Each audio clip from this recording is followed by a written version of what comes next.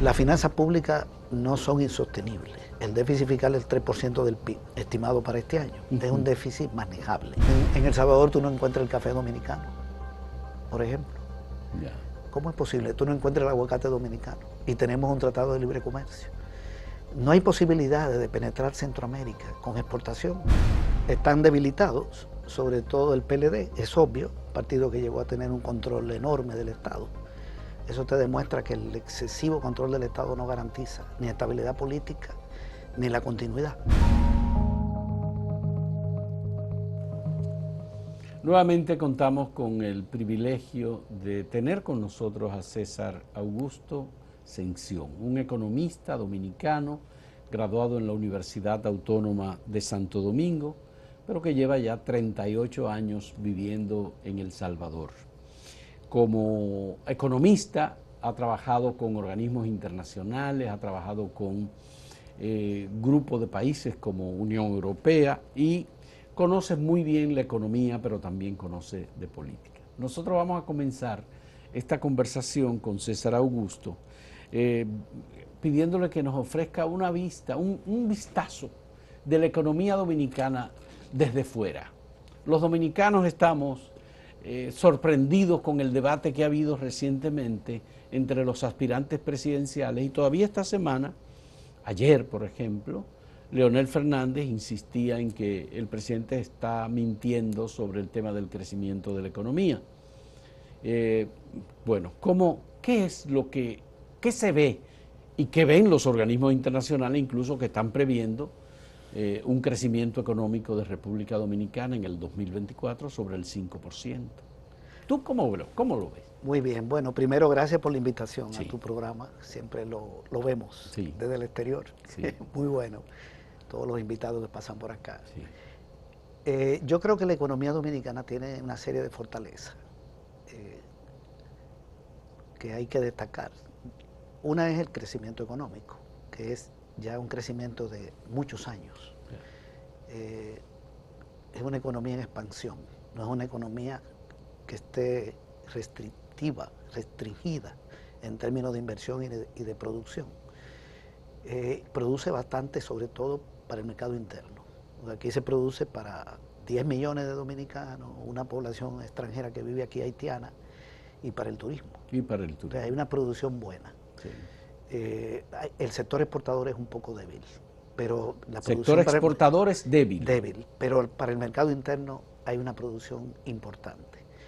El sector principal es la construcción, pero también está la industria, que produce bastante alimento, y el comercio es la actividad principal, digamos, y los servicios. Pero tiene la fortaleza del crecimiento, que tiene que ver con una alta inversión privada y una alta inversión pública. Yeah. Y la privada nacional y extranjera, porque es de los países que reciben más inversión extranjera. Yo cuando veo la inversión de Panamá, Centroamérica Dominicana, República Dominicana generalmente anda ahí con Panamá y Costa Rica. Es decir, no es una ilusión el crecimiento de la economía dominicana. No, y viene de todos estos años. En el gobierno de Leonel creció, en el de Medina creció, hoy está creciendo. Está creciendo posiblemente una tasa mayor. Y tuvo un daño muy fuerte en el 2020. 2020 decreció un 12%. Sí, pero es normal, eso pasó en el mundo entero, porque fue el año de la pandemia. Hay una recuperación. Pero además del crecimiento, tiene 4 equilibrios que son fundamentales en la economía: interno y equilibrio externo. Cuando nosotros hablamos de equilibrio nos referimos a 4 variables. Primero, el equilibrio fiscal. Las finanzas públicas no son insostenibles. El déficit fiscal es el 3% del PIB, estimado para este año. Es un déficit manejable. Y la deuda pública, que representaba el 56% del PIB en el año 2019, previo a la pandemia, hoy está en 44% del PIB. La deuda del sector público no financiero es manejable. Cuando uno ve economías como la de Centroamérica, tienen deuda que andan en 60, 70%. 70% del PIB. Del PIB. En El Salvador, donde yo vivo, está en 85%, la deuda pública. Entonces, es una deuda que hay que ponerle atención, que no debería seguir creciendo, pero que está manejable. Esa es una. Y las finanzas del Estado, aunque son deficitarias, no tienen un déficit muy grande que genere un exceso de financiamiento interno que provoque aumento del circulante aumento de los precios, etcétera. No tiene ese desequilibrio fiscal. Cuando decimos desequilibrio es ya un déficit de 5 o 6% del PIB y una deuda inmanejable. No es ese el escenario. O sea que hay cierto equilibrio. El equilibrio no quiere decir que no haya déficit, sino que sea un déficit pequeño. Se puede decir entonces que en esta administración el endeudamiento externo como resultado de la comparación con el Producto Interno Bruto es menor. Sí, hay algunas variables de la deuda. La deuda PIB, que es la que más se mide y que no es el mejor indicador, pero es el que utilizan los organismos internacionales, ha mejorado. Ha mejorado. Es decir, pasó del 50 y pico al 44. El dato que estoy dando es de diciembre del 2023 y de febrero de este año. Se mantiene. Pero hay otros indicadores de la deuda. Por ejemplo, con todos sus ingresos, el gobierno podía pagar el 28% de su deuda en el año 2019. Con todos los ingresos. Ese es el mejor indicador. Ya. Porque yo mido mi deuda en base a mis ingresos. Sí. No en base al PIB, porque yo no soy dueño del PIB. El Estado no es dueño del PIB. El Estado es dueño del 14% del PIB, que es la carga tributaria. Ya. Sí. Entonces hay que medir la deuda en función del ingreso. Se pagaba en ese momento el 28, hoy se puede pagar el 33 con los ingresos. Ya. Es decir, ha mejorado esa situación. Ya. Y hay otro indicador muy importante que es la deuda con respecto a las exportaciones. Porque la deuda, sobre todo la externa, en este caso voy a hablar de la externa, hay que pagarla con dólares. La interna se paga con pesos. Ya. Entonces, se pagaba el 56% de la deuda con los dólares de las exportaciones, año 2019. Y el año 2023 se paga el 66%. Ahí tiene tres indicadores que te dicen que hay una deuda que no queremos decir que debe seguir creciendo, pero que no está peor que hace 5 años. Pero el ingreso de divisas en el último año, 2023, fue de aproximadamente 40 mil millones de dólares. Sí, sí. Entonces, esa suma, eso incluye las remesas, por ejemplo. Sí, turismo, zona franca, sí. Exportaciones en general. 12 mil millones, exportaciones de bienes, 12 mil de servicios, ahí tiene 24. Sí. 10 mil millones de remesas, tiene 34. En los servicios está el turismo, que son 9 mil. Sí. Y tiene ya endeudamiento e inversión extranjera llega a 40 mil. Sí. Y las reservas monetarias crecieron porque la salida de dólares fue menor. Ya. Ahí paso a otro equilibrio. Uno es el fiscal, el otro es el cambiario. Ya. Hay estabilidad cambiaria. Ya. Hay 14 mil millones de dólares en reserva en el Banco Central que alcanzan para 6 meses de importaciones. Es una barbaridad. El indicador internacional habla de 3. Este es un equilibrio que viene de gobiernos anteriores. Yo no quiero decir que solo sea en este momento, pero se ha mantenido y el tipo de cambio en 59, 58, 59. Eso es importante porque una devaluación inmediatamente dispara los precios por la dependencia de importaciones. Es decir, que en términos de deuda nosotros estamos mejor que nuestros vecinos de Centroamérica y el Caribe. En el caso de Centroamérica sí. No sé todas las naciones del Caribe, habría que ver, pero estamos mejor que Centroamérica, pero además en los estándares internacionales un 44% no es una deuda inmanejable. Ya cuando llega a 50, 60 hay que ponerle más atención. El otro equilibrio que yo creo que hay en el país es el equilibrio de precios. La inflación creció en los últimos años, sobre todo en el año 2021, pero no llega a 2 dígitos. Cuando se habla de equilibrio de precios es una inflación de menos de 10%. Entonces, en el gobierno de Leonel, yo estuve revisando, la inflación fue 7% en su primer gobierno. De este siglo, no me refiero. No, de este siglo, del 2004 al 2008. Sí, que lo medimos 9,8. Sí. Porque toma posesión en el 4, pero ese gobierno de agosto a diciembre ya es prácticamente el anterior. 7%, y en el segundo periodo fue 5. Con Medina bajó un poco, hoy anda en un promedio de 6. Pero este año parece que hasta marzo va en 0,8. Cuando termine este año, el promedio del periodo de Abinader va a andar más o menos por 4. Es decir, es una inflación que afecta obviamente a la gente, porque la mayoría de la gente tiene ingresos bajos, pero es una inflación baja. Cuando tú hablas de 4%, de 3%, no es un problema. Hay equilibrio precio. Claro. Y que se favorece, compara con los fenómenos que hemos tenido a nivel mundial, que todos los países han tenido un impacto fuertemente negativo. Sí, y incluyendo Estados Unidos, por supuesto. Claro, en el 2021 se disparó el precio del petróleo, está el problema, los conflictos internacionales, la economía mundial tiene problemas y eso afecta. Nosotros tenemos mucha dependencia del petróleo, por el lado de la energía, por el lado de los combustibles, aunque ha bajado la dependencia de los derivados del petróleo, de la matriz energética. Pero te quería mencionar, entonces hay equilibrio fiscal, cambiario de precios y monetario. El monetario se expresa en una banca sólida, digamos, con poca mora y que no hay un exceso de circulante, sino que el dinero que circula en la economía, el medio circulante, bajo la forma de billetes y monedas en poder público, depósitos retirables por cheque, la tarjeta de débito, es compatible con la actividad productiva, con la producción y las importaciones. Entonces ese equilibrio monetario tiene que ver mucho con el equilibrio de precios.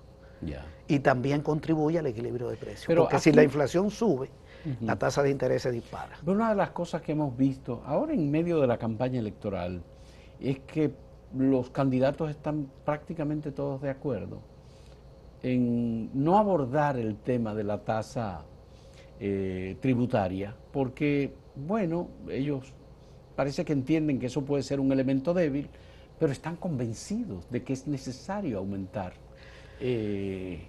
hacer una reforma fiscal. Correcto, que es que pase del 14% a algo más cercano al promedio de América Latina. Sí, el promedio en América Latina está en 22. En 22. Y nosotros estamos de 28 países, solo hay 3 por debajo de nosotros, que son Guatemala, Panamá y no recuerdo el otro. Estamos dentro de los últimos. Esa es una de las debilidades. Necesitamos un Estado con más recursos, pero también mejorando la efectividad del gasto. Por el lado de los ingresos, se necesita que la carga tributaria suba. Yo creo que en 4 años aquí se puede subir esa carga tributaria de 14 a 18, incluso sin poner impuestos. Te voy a dar algunos datos. Aquí hay una enorme cantidad de leyes de incentivo fiscal que le generan al Estado un gasto tributario de 285.000 millones de pesos. El Banco Interamericano de Desarrollo ha estado recomendando que se revisen, no es que se quiten, pero hay que revisar esas leyes para ver cuál se puede modificar o cuál se puede suprimir. Eso tiene que ser sobre un estudio, no puede ser un planteamiento a la ligera. Si se ahorra el Estado un 10% de esos recursos, es decir, si con una modificación incorpora el 10%, son 28.000 millones de pesos. Y eso supera el anticipo que pagan la micro, pequeña y mediana empresa que anda por los 14.000 millones de pesos. Eso sería por la parte del ahorro. Sí, dinero que no le llega al gobierno, le dicen gasto tributario. Le dicen gasto tributario. Que no debería llamarse así, porque es una pérdida de ingresos. Es una pérdida de ingresos. Pero bien, así se llama. No recibe por muchas leyes de incentivo fiscal. Hay que revisarlas, esas leyes. Solo ahí, con un 10% de efectividad que tengas en eso, incorpora 28.000 millones de pesos. Ese gasto tributario, como se le denomina, incluye al turismo. Sí. ¿Tú crees que República Dominicana está en condiciones de eliminar las exenciones al sector turismo, que es el sector de mayor crecimiento y de más dinamismo en la economía? No emitiría juicio sobre ninguna de las leyes. Incluye también la zona franca, entre otras. Entre otras, sí. No emitiría ningún juicio porque eso hay que estudiarlo. Yo lo que recomendaría es un estudio de cada una de las leyes y tomar decisiones. Si se determina que algunos incentivos se pueden quitar porque el objetivo que se perseguía ya se logró, entonces se quita. El cálculo que yo hago es que si se logra un 10%, incluso un 5%, son 14.000 millones de pesos. Y eso puede permitir que el 10% del gasto tributario es 28.000 millones de pesos. Porque el total está en 280.000 millones. 285.000. 285.000 millones. Millones de pesos. Es un dato del año 2022 de un estudio que hizo el gobierno. Yo lo tengo. El otro, la evasión de la renta. La evasión sobre 62%. Todo. Sí. 62. Ese es el dato que yo he leído de algunos estudios. eso es mucho dinero, son más de 500.000 millones de pesos. Y la retención indebida del ITEBI, que le dicen evasión, pero es una retención indebida, está en 43%, son más de 250.000 millones de pesos. Sí, sí, es así. Si eso se reduce, 43%. si estamos hablando de una cantidad de dinero, reduce eso en un 10%. Si lo reduce, ya estás incorporando más o menos 80.000 millones de pesos. Pero es que la economía público informal, tenemos una economía informal. Sobre el 50% de la economía dominicana es informal. Sí. ¿Cómo se consigue que esa economía informal pase a la normalidad y resolvamos el problema de la elusión y la evasión? Ok, las que retienen indebidamente el ITEBI son las formales, porque las informales no están inscritas legalmente y no son agentes de retención. Pero hay una retención. Tú compras y pagas ITEBI, pero no necesariamente el dinero llega a Hacienda. Entonces ahí está el problema. En el caso de las informales, ellas cuando venden no cobran ITEBI, no te lo cargan, porque no llevan contabilidad. Aquí hay 1,5 millones de micro, pequeña y mediana empresas. 63% son de una persona. Y el resto, que son más de 400.000, ya tienen más de un empleado hasta lo que dice la ley, que son creo que alrededor de 100 en el caso de la mediana. La micro hasta 10, la otra hasta 60. Bueno, ¿cómo hacemos para que esas empresas se desarrollen y tributen? Bueno, yo le haría algunas propuestas al gobierno si me la pidieran. Ajá. Lo primero es quitarle el anticipo. Eliminar el anticipo. Eliminar el anticipo, pero con medidas alternativas para reponer ese dinero, ¿verdad? Que tiene que ver con tener algunos logros, aunque sea chiquito, en el combate a la elusión, la evasión fiscal y las leyes de incentivo. Es una cosa demasiado grande. Ok. Segundo, hay que crear el fondo de garantía que establece la ley 488, porque esa ley estableció un consejo de apoyo a las MIPYMES y con el 30% de los fondos de ese consejo, los fondos vienen de la aportación del Estado, de préstamos, donaciones, debían crear un fondo de crédito, de garantía. Un fondo de garantía. De garantía, porque ¿cuál es el problema de una pequeña empresa, de una micro, incluso de muchas medianas? El acceso al crédito. Y si no tiene crédito para capital de trabajo, es porque no tiene garantía. Entonces, ahí está, no está creado el fondo. Eso hay que hacerlo. ¿A dónde van las micro, pequeñas y medianas empresas a buscar financiamiento? Algunas tienen financiamiento informal, también hay todo un dinero que se mueve en la informalidad. En la informalidad. En la informalidad, algunas tienen crédito formal, pero muy poquita. Y la otra no tienen ninguna posibilidad de crédito, sino que es fondo propio. Y la usura. Y la usura. Y la usura. Sí. Ok, entonces, ese fondo se puede crear resolviendo el tema tributario. Volvemos, porque está conectado. Si mejora la carga tributaria, crea el fondo de garantía. Yeah. Ok, las micro y pequeñas empresas también deberían tener acceso a los fondos de pensión, a una parte de los fondos de pensión. Este es un tema delicado. El 72% del dinero que administran las AFP está prestado al Ministerio de Hacienda y al Banco Central. Eso hay que utilizarlo para financiar el desarrollo del país. Sí. La ganancia de las AFP es enorme, se quedan con el 1% de comisión de todo el fondo disponible. Manejo de administración. A mí me dio 285 millones de dólares. Eso es una barbaridad. A ti te dio 285 millones de dólares por la cantidad de dinero ese 1%, que están administrados. Ese 1%. El 1%. Yo lo llevé a dólares porque en pesos aquí las cifras son demasiado altas. 285 millones. 85 millones. La ganancia es altísima. Entonces, eso no todo es ganancia porque tienen su gasto administrativo, incluso pagan impuestos. Hay que revisar esa comisión, pero sobre todo que esos fondos, una parte de esos fondos, también pueda ser canalizado a empresas medianas y pequeñas, siempre que haya garantía de que paguen. Y hay un comité de garantía, hay un equipo de garantía, pero donde no está representado el sector privado.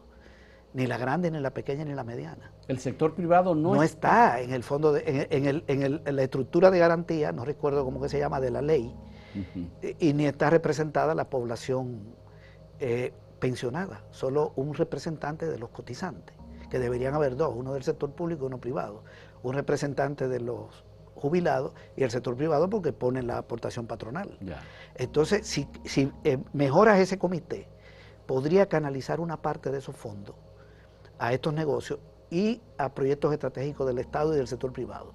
Hay que garantizar el retorno. La rentabilidad es muy pequeña, la rentabilidad de los fondos de pensiones está en 10%, en este momento, un poco menos. Y los préstamos de la banca de más de un año están entre 12 y 14. Es la tasa de interés. Más sí, alta. Entonces hay que recibir, la economía todo está ligado. Está vinculado. Porque si tú me hablabas de la formalidad, pero para la formalidad hay que fortalecer a la micro, pequeña y mediana empresa. Te estoy dando medidas, quítale el anticipo, fondos de garantía para crédito, que puedan tener acceso a un poquito de los fondos de pensión. Y lo otro es crear un instituto, de formación. Sí. Porque eso está muy disgregado, la formación a esas empresas. Bueno, vamos a ver qué pasa después de las elecciones, pero varios de los candidatos han planteado la posibilidad de la eliminación del anticipo, como una política correcta y de sanidad para el mejoramiento de la economía. Sí. Yo creo que ese es un tema que está ahí. Vamos a hacer una pausa, César Augusto, y cuando retornemos abordamos otros aspectos de esta conversación. Volvemos en un momento.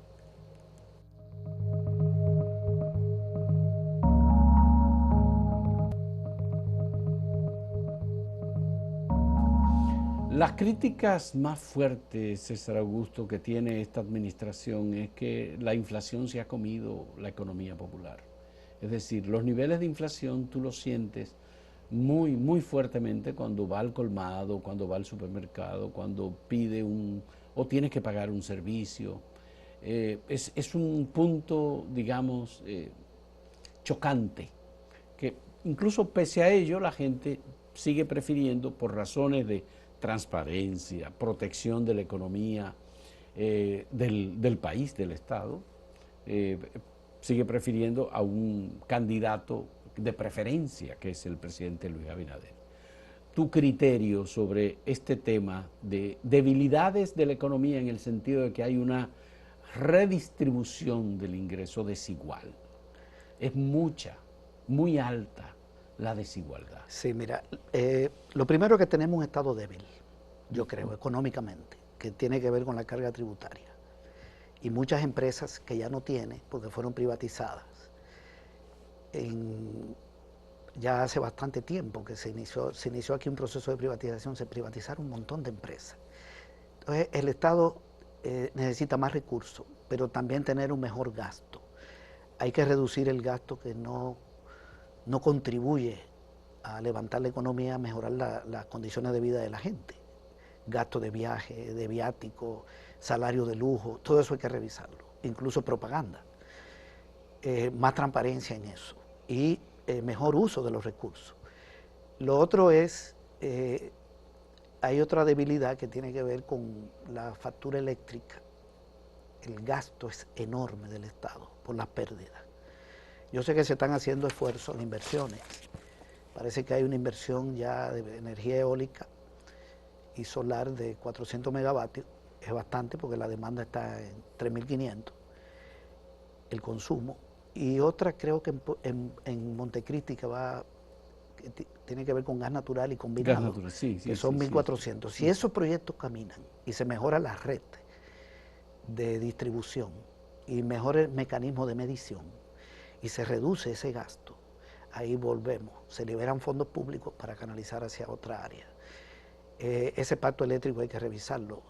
A mí no me parece que debe recaer en la gente este problema del subsidio, porque entonces vas a subir la tarifa. El subsidio, obviamente, con los fondos públicos. Eso no puede subir la energía eléctrica cada 3 meses. Eso hay que sacarlo del pacto, creo yo. No puede ser. Aumentando la inversión, la oferta y la efectividad, controla ese gasto. Creo que la pérdida de las EDES es en algunos casos, de hasta el 50%. Tremendo. Son como 1.500 millones de dólares, volviendo a los dólares. Eso es insostenible. Pero, digamos, esfuerzo ahí. Y esto tiene que ver con la inflación, que es el tema que me tocaste. Sí. Pero además del alza de precios, que se siente más en los alimentos, también en algunos servicios básicos, eso se combina con los bajos salarios y las bajas pensiones. Porque si tendría salarios mejores, se sentiría menos el impacto del alza de precios. Nosotros hemos tenido una tradición de mucho tiempo de inflación baja. Ya cuando te llega a 6-7% se siente fuertemente, pero si lo lleva al rubro de alimentos, entonces se siente más. Sí. Yo decía que hay equilibrio en el sentido de que la inflación no llega a 2 dígitos, pero eso no quiere decir que no sea fuerte en el sentido de la mayoría, porque cuando tú ves los ingresos, cómo se distribuyen, que es otra debilidad que tenemos de la economía y del país, el 70% de la población tiene ingresos bajos. El ingreso está concentrado en los 10 deciles más altos. Ese es otro problema que tenemos. Imagínate que el salario promedio de la gente que cotiza a los fondos de pensión anda en 33,000 pesos. Y la gente que cotiza es una persona, quien cotiza a una AFP es una persona que está en una situación privilegiada, porque la mayoría de la gente no cotiza por la informalidad. Y está cotizando el 40%, de los cuales se va a jubilar el 30%. Ahí tenemos un problema, otra debilidad en los fondos de pensiones. Pero ¿a qué voy con lo del dinero? Que con ese salario ni vas a tener una pensión buena, ni puedes tener un nivel de vida adecuado. Y es el salario promedio de una parte de la población que se da el lujo de cotizar para en el futuro tener por lo menos una pensión. ¿Y el salario promedio es de cuántos son? 33,000 pesos. 33,000 pesos. Sí, más o menos, varía entre hombres y mujeres, un poquito más los hombres, pero no mucho. Eso saca una pensión que no llega a la mínima. El Estado tendría que poner una parte. Entonces ahí tenemos debilidades, concentración, estado débil, pérdida energética, concentración del ingreso, lo del encarecimiento de los precios de los bienes y servicios, pero que eso se enfrenta con un aumento de la producción y una reducción de los costos, porque la inflación tiene dos causas. Uno es exceso de demanda, que yo creo que no es la realidad nuestra, porque no tenemos un país donde la gente esté comprando demasiado, la mayoría de la gente no hay exceso de circulante, las variables monetarias están sanas en ese sentido. Creo que es un problema de costos, entonces hay que resolver lo de la energía, buscar energía limpia, y lo otro es sustituir importaciones. Nosotros tenemos un sector exportador muy débil. Las exportaciones de bienes son 12,000 millones de dólares. ¿Y las exportaciones? De servicios 12,000. 12,000. Pero ahí hay 9,000 de turismo. Entonces entran 40,000 millones de dólares a la economía el año pasado, pero 12,000 son de tu aparato productivo.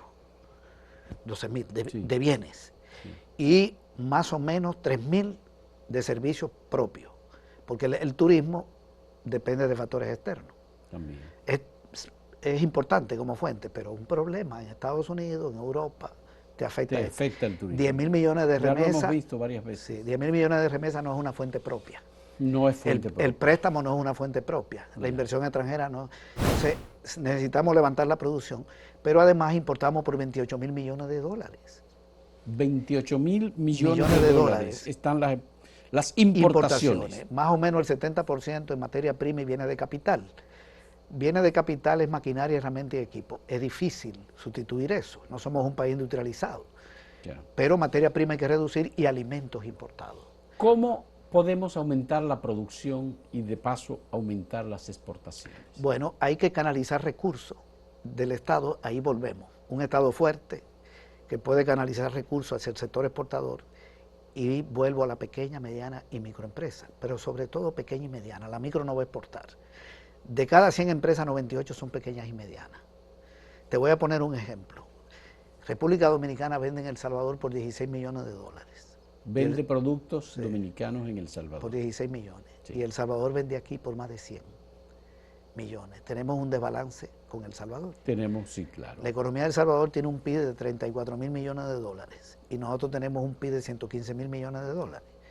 ¿Cómo es posible que nosotros no podamos penetrar los mercados centroamericanos, incluso los pequeños negocios y los medianos negocios dominicanos, para no hablar solo de la grande? En El Salvador tú no encuentras el café dominicano, por ejemplo. ¿Cómo es posible? Tú no encuentras el aguacate dominicano y tenemos un tratado de libre comercio. No hay posibilidades de penetrar Centroamérica con exportación. El Estado tiene que hacer un esfuerzo a través de las embajadas, los encargados de negocios.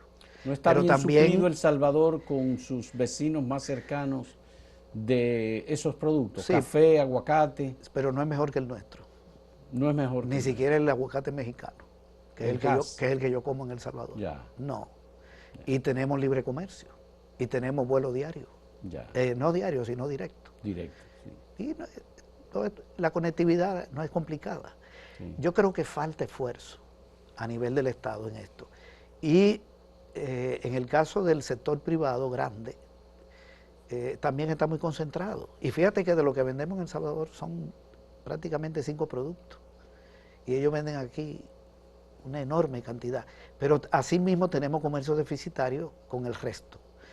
El mercado chino no podría ser penetrado por República Dominicana a través de las medianas empresas y las grandes. Ujú. Es un China mercado muy grande.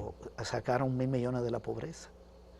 Está creciendo la exportación dominicana a China, pero no crece en un porcentaje significativo. ¿Y cómo son las importaciones dominicanas desde China?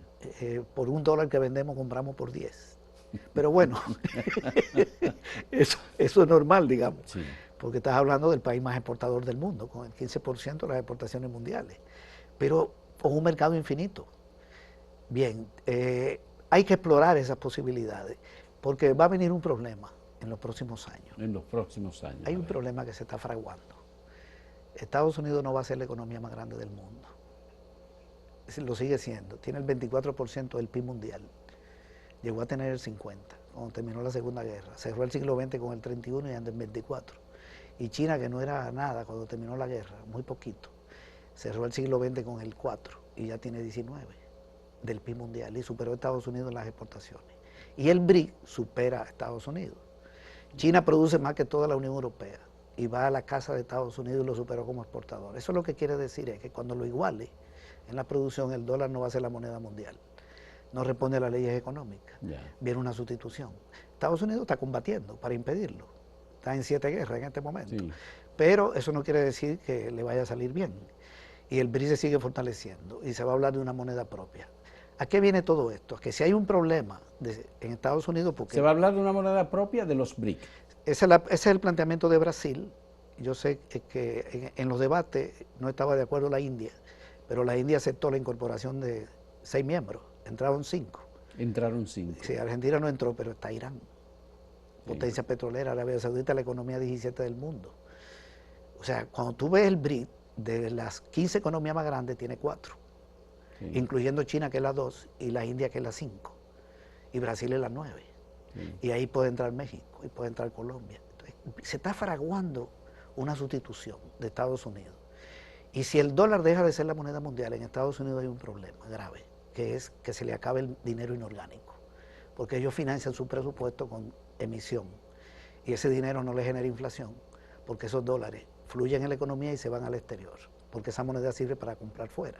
Sí. No es como el peso dominicano, que si lo emite, genera un exceso de circulante y alza de precio, porque el peso de aquí no sale. Sí. Pero el dólar sale. El dólar sí. Bien, entonces están viviendo de una manera un poco artificial desde hace 40 años. Y hay muchas economías que son ávidas están ávidas de moneda extranjera, de dólares. Sí, entonces ¿qué resulta? Que si al dólar lo sustituye en Estados Unidos, se le acaba el inorgánico y disminuye su actividad productiva, se achica. Y los países que dependemos mucho de ahí vamos a tener problemas, entre ellos República Dominicana. ¿A dónde vendemos? Más del 60% de Estados Unidos. Nosotros tenemos 2 mercados, Estados Unidos y Haití, fundamentalmente. ¿De dónde viene el turismo? Más del 30% de Estados Unidos. De Estados Unidos. ¿Y la remesa? De Estados Unidos. Más del 90%. Bien, no hay que romper con Estados Unidos, eso está bien, pero hay que buscar una reinserción. Y tener fuentes propias de divisa, que no dependan de factores externos, sino del aparato productivo. Por eso es vital aquí un acuerdo para levantar la producción exportadora. También hacia el mercado interno, pero las exportaciones son clave. ¿Y una solución a esta vinculación entre el Estado y el sector privado para aumentar la productividad no es esa aprobación que hicimos de una ley de alianza público-privada para sacar ventajas mutuamente? El sector privado se fortalece y el Estado también estimula el crecimiento de la economía. Sí, el problema es que yo veo que la carga tributaria sigue igual. Siempre hay pactos fiscales, pactos de todo tipo, asocios, pero el Estado no fortalece su recaudación. Yo creo que la gran empresa de este país debería dar una contribución en eso. Ya. Ser parte de un acuerdo para que el Estado recaude más por la vía de los mecanismos que señalamos y con más recursos vierte hacia la pequeña, mediana empresa, que al final, si se desarrolla, es el desarrollo mucho mayor de la grande. ¿A quién le compra la mediana y la pequeña? A la grande. Hay que desarrollar el 98% de las empresas y las cooperativas. Y para eso se necesita un Estado más fuerte. Yo insisto en esta parte, creo que la mayor debilidad tiene que ver con eso. La carga tributaria en Europa supera el 40%. Países como Suiza tienen la mitad del dinero. Brasil más de 30%. El promedio de América Latina está en 22%. El sector privado grande no necesita tanto apoyo. Eso está muy bien, tiene muchos recursos, ¿verdad? Hay que pensar en el apoyo hacia la actividad agropecuaria, las cooperativas, que al final también... Que es un elemento que profundiza la desigualdad. Exactamente. Es decir, varias repúblicas en una sola, sí, con sectores sociales con una gran concentración del capital, del ingreso y del bienestar, y sectores, digamos, desprotegidos que no tienen esa posibilidad. Sí. Ampliamente. Correcto. Se me olvidaba una última cosa, sí, que tiene que ver con el sistema educativo y la economía. Parte de ese 4% de educación hay que canalizarlo a la creación de, creo yo, de institutos tecnológicos. Yo tengo un dato. Institutos tecnológicos. O sea, convertir esas escuelas en centros de formación en oficios, ¿verdad? También las escuelas bilingües, hay que crear más. En el país hay, de estos institutos, creo que son, de estas escuelas, son un poco más de 300, pero dicen que la mayoría politécnicos. Politécnicos, la mayoría no son reales, o sea, no tienen todas las condiciones, mejor dicho. Yo estaba viendo que, por ejemplo, en la capital hay más de 800 escuelas. Si tú conviertes un 10% en politécnico, puede formar más de 4.000 estudiantes. La mitad de los estudiantes que se gradúan de los politécnicos consiguen empleo y un 3% monta empresa. Ese es un estudio que yo conseguí. Entonces, eso significa mano de obra más calificada para elevar la productividad y también conectar eso con las empresas para garantizarle el empleo. Hay que aprobar la ley de primer empleo, hay que aprobar una ley de pasantía. Entonces, por donde quiera que lo ves, toca aspectos relacionados con el Estado, con la legislación y con los recursos. Porque es muy fácil decir, hay que hacer este tipo de escuelas, pero ¿de dónde sale el dinero? Para hacer eso que tú estás diciendo no hay que hacer una revolución. No. Ni proclamarse marxista-leninista. No, eso se está haciendo en muchísimos sitios. Hay países donde la desigualdad es muy pequeña, como Costa Rica, por ejemplo. Costa Rica. O Uruguay. Sí. Y a nadie se le ocurre que en Costa Rica... Lo que pasa es que Costa Rica tiene, y Uruguay también, una población muy pequeña. Uruguay creo que son 3 millones de personas. Bueno, en el caso de Uruguay, tradicionalmente ha mantenido un estado de bienestar porque también es un país, es una población chica. Sí, pero bueno, Costa Rica tiene 4 millones, pero esos 4 millones generan un PIB de 70.000 millones. Y nosotros con 10 más la población, los haitianos, generamos un PIB de 115. Es decir, es una desigualdad enorme.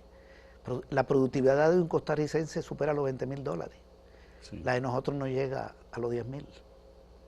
Entonces, eso tiene que ver con un Estado que tiene una carga tributaria mayor, más inversión en salud, en educación. En salud invierten el 5% del PIB. Y en educación el 7%. En Costa Rica. En Costa Rica. Y nosotros apenas hemos llegado a una lucha por el 4%.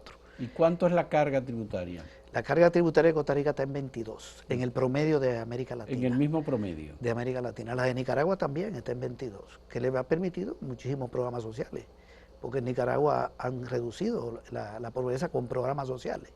Pero vete a otros países, hay muchos países no solo son estos ejemplos, por ejemplo, Chile también tiene un alto nivel No, de pero vida. Chile ha mantenido Sí. un muy alto nivel. Nuestra Sí. cercanía y competencia es con Panamá, que está ahí mismo en Centroamérica, en el Istmo. Sí, pero Panamá tiene una ventaja que no tenemos, que es el canal, y es un centro financiero. El canal genera, ¿cuánto? Aproximadamente el 40% del PIB de Panamá. Más o menos, sí. Y el sistema financiero es enorme. Por eso está dolarizado y no tiene ningún problema. Ya. Entonces, todo eso yo creo que hay que discutirlo. Son parte de las debilidades que tenemos. Ya. Tenemos estabilidad macro de las variables económicas, Sí. un crecimiento, pero hay que mejorar la distribución, controlar más la inflación, desarrollar más las inversiones en energía, la inversión en salud, en educación, en los temas relacionados con los derechos, mejorar los salarios y las pensiones. Aquí hay que hacer una reforma de pensión. Bueno, pero en este caso se requiere ya de una decisión política para abordar estos temas. Por ejemplo, el tema del salario.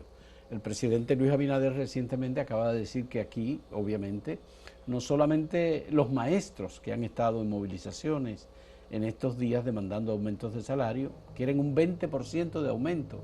El gobierno está ofreciendo un 8%, pero la mayor parte de los fondos del 4% destinado a la educación se han ido en salarios.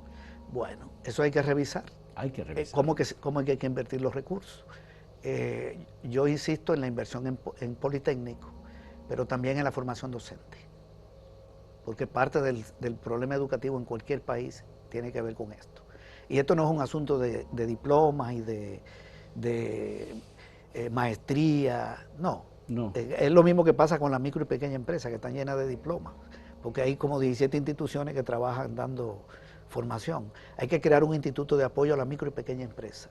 Y aquí había que revisar si debemos volver a la escuela normal.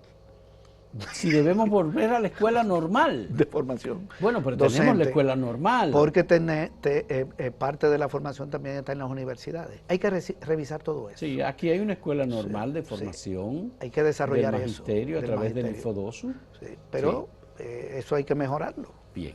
Vamos a hacer una última pausa en este diálogo con César Augusto Sención, economista dominicano que tiene 38 años viviendo en El Salvador y que nos está viendo así desde lejos en nuestro comportamiento económico. Volvemos en un momento, vamos a entrar en política, la última parte.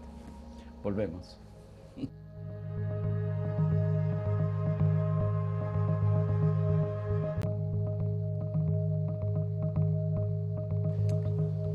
César Augusto, hay dos asuntos que no quiero dejar la oportunidad de tocarlo contigo. Y el primero es tu observación de la campaña electoral en la que hemos estado los dominicanos metidos desde hace ya un tiempo y quedan apenas unos días para el proceso electoral.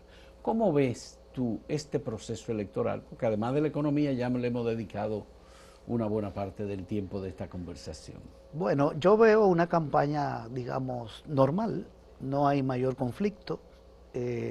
Una buena parte de la campaña es a través de las redes sociales, sí. Sobre todo en el caso de algunos partidos. Otros están más en la calle. Yo veo, por ejemplo, el PRM más en la calle. Sí. También está en redes, pero está haciendo más labor de movilización. Creo que va a ser un proceso electoral normal, sin mayores disturbios. De acuerdo a cómo está la situación, lo que uno percibe, Luis Abinader lo más probable es que gane en primera vuelta. Es muy probable, por lo que dicen las encuestas, pero también no es un presidente que tenga una mala percepción de la mayoría de la población. Le tomó el gobierno en el 2020 en el marco de una situación difícil. La situación económica tiene su problema, sobre todo en el tema de los precios, pero hay una percepción de un gobierno que está intentando mejorar la situación en muchos aspectos. Yo eso creo que lo percibe la gente. Yo estoy hablando de la percepción popular. Hemos visto en El Salvador, por ejemplo, la desaparición del Frente Farabundo Martí, que fue el principal partido.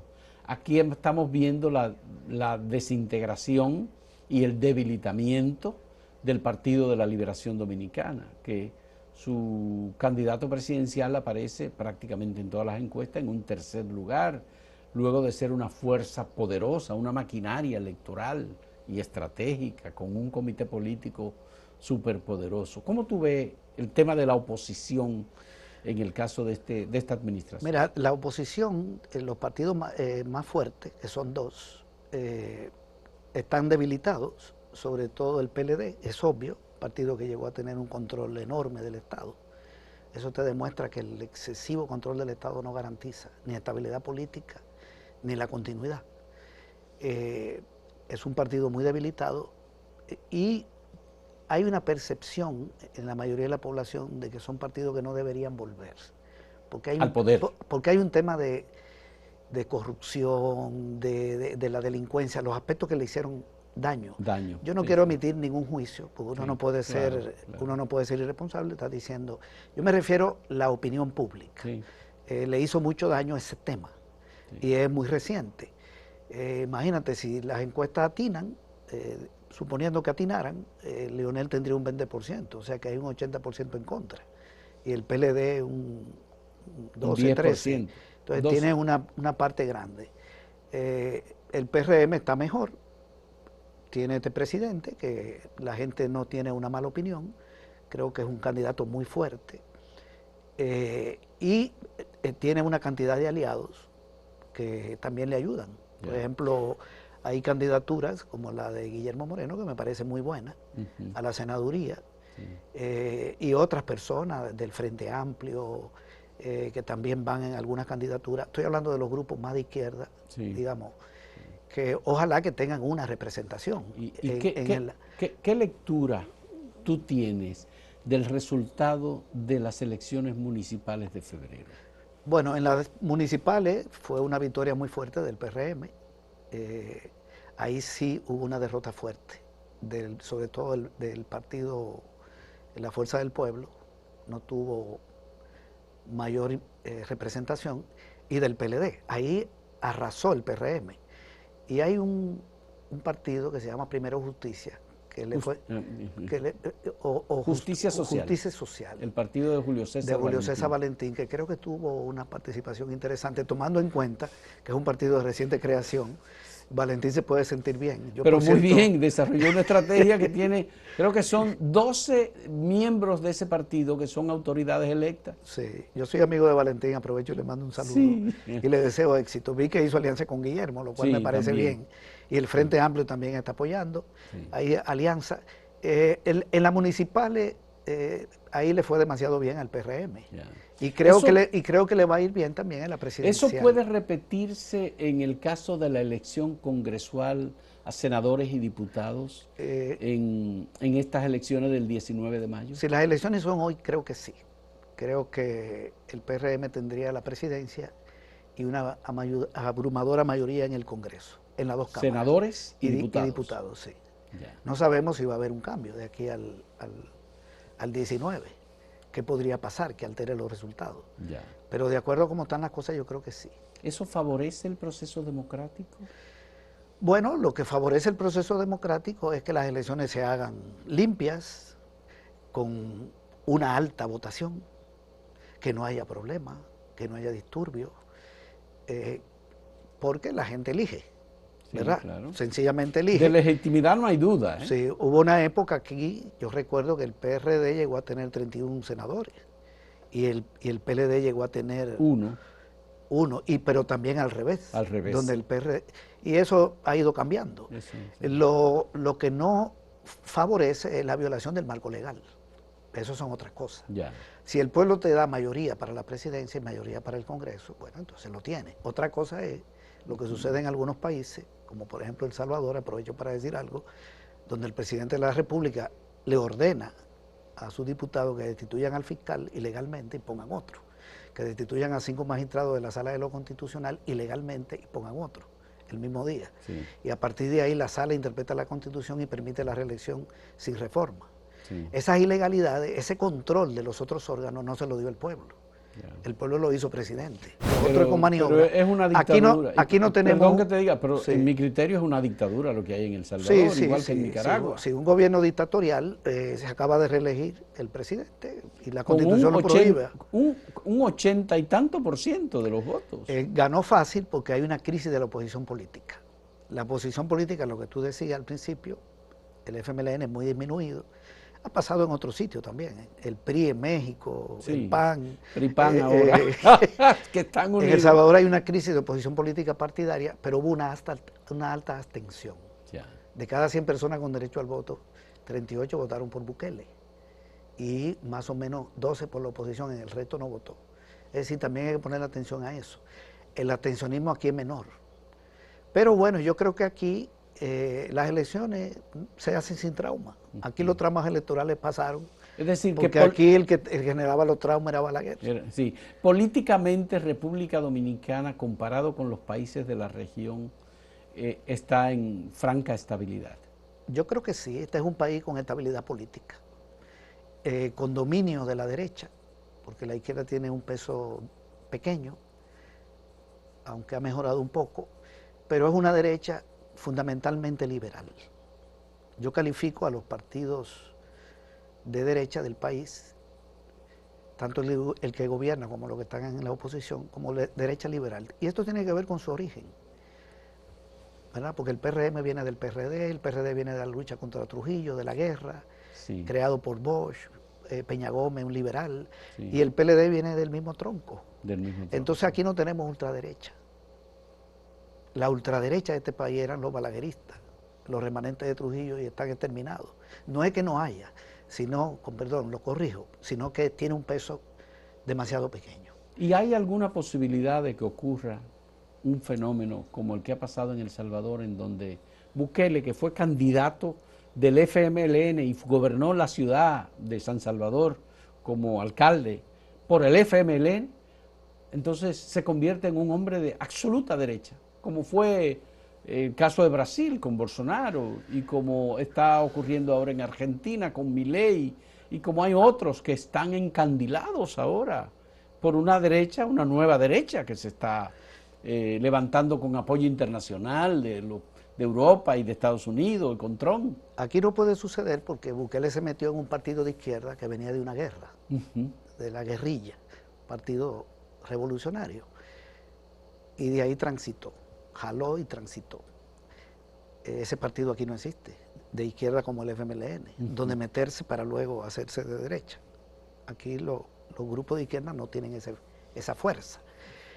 Y no necesita hacerlo ningún candidato de los otros partidos, porque ya son partidos, digamos, del sistema. No estoy emitiendo un juicio negativo, porque sí, todo el mundo tiene derecho a su ideología, socialdemócrata, socialcristiano, liberal, lo que sea.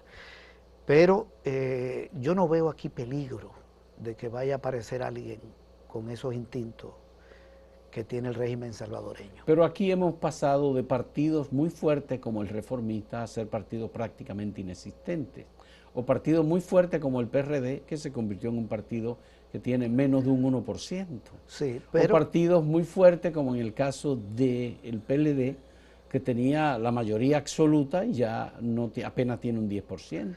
Correcto. En deterioro, en franco declive. Sí, que nada es eterno. El partido más fuerte aquí era el Partido Dominicano. de Trujillo, claro. Sí, pero aquí el que más ha sobrevivido es el PRD, en el sentido siguiente, de que el PRM realmente es el antiguo PRD, cambió de nombre. Con otro nombre. Con otro nombre. Y es un partido muy fuerte desde la lucha contra Trujillo, desde la guerra de los 70. Ese es el que como que se ha mantenido más fuerte. El PLD se está debilitando, pero también de su seno salió el partido que dirige Leonel. Cuando tú lo sumas, tiene cierta fuerza.